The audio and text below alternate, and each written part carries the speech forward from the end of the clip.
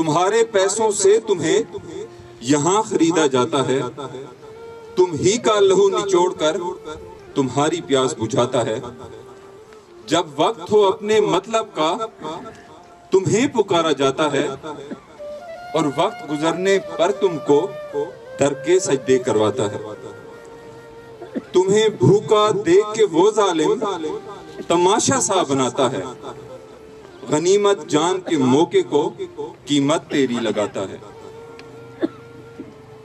تمہارا پیٹ بھرا ہو گر اور گر پڑھایا جاتا ہے، بیدار شعور ہوگا تب ایسے کہاں وہ چاہتا ہے۔